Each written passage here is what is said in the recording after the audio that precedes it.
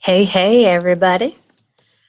So, I have gotten a ton of requests for specific technique demonstrations on how I design using just the tools inside the nail art studio. So, if you, sorry, my puppy dog's keeping me company.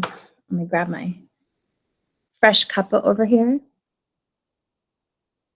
Okay, so if you are new to Jamberry's nail art studio, and you haven't set up a designer page yet, you need to do that first before you can even access the nail art studio to design your custom nail wraps. I have a quick tutorial on how to do that, so you can go check that out. If you have set up your designer account and you've started to explore the options for tools inside the nail art studio, then this jobby is for you.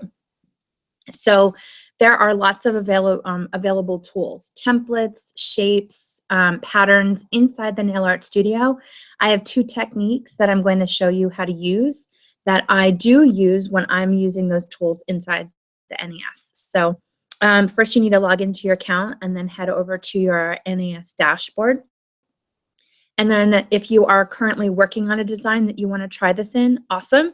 Click it. It'll just be the pencils that show in progress. If you are starting from scratch, create new. And you would need to name your design. So I'm not starting from scratch. I have something set up. Click on this one that I've appropriately named, layering an image that says grouping under there. So to start, I have grabbed from the shape section a square. I stretched it out and I gave it like an olive green background, making sure that I have wide berth around the cut zone. And it's December right now, so it's the winter time of year. First, I'm going to demonstrate image grouping. I call it this because basically what I'm doing is I'm taking a bunch of individual images and I am collectively grouping them. I'm putting on some digital glue and I am making them all stick together so that we don't need to individually move those components when wanting to create designs. It'll make a bit more sense in just a sec. Because it's winter, I'm going to go with an evergreen tree. I just went into shapes and selected the triangle. The triangle's initial color is always going to be this dark gray, so I want to make sure that I've highlighted it, and I'm going to change it to a color that stands out a bit more. By grabbing the corner, I'm adjusting the size of it, and I like that size as my base. So instead of going back into shapes and selecting the triangle again, I already have the triangle highlighted, and this is where duplicate comes in handy. I'm going to adjust it and move it up a little bit and then shrink it down so that it's stackable. And then do it one more time so I can create the top of the tree. Shrink it down a bit and place it. I dig the way that that looks. So now that I have this situated, I think I want to be able to copy this and be able to place it on the nail wrap on both ends so that when it's cut in half, I have the design available for both fingers. Super easy way to do it is to what I call image group. So this is where on your laptop or your PC or your device, you're going to need to grab multiple objects at the same time. On my laptop, what I do is I press the shift button and hold it down. Then using my mouse, I'm going to click each individual object. And as you can see here, it's highlighted all three. And then before I do anything else, I'm going to release the shift and then move over to duplicate. When I click duplicate, I don't know if you could see, it's kind of subtle, but it created an exact copy of what it is that I just used. So I'm going to grab the ones that were highlighted. These are the original. These are all still individual triangles, but what I have now created is one large object instead of the three individual. And this now makes it so much easier for me to be able to design and place that tree where I want it without having to go and place every individual triangle.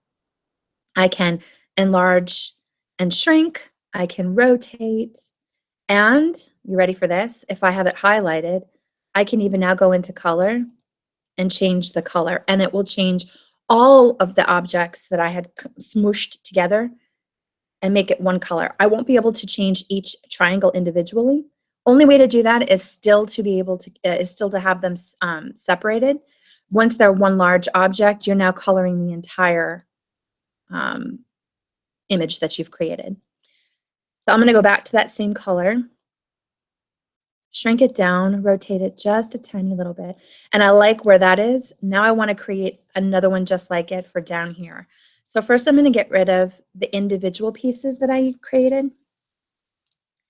And I'm going to highlight that tree, duplicate it,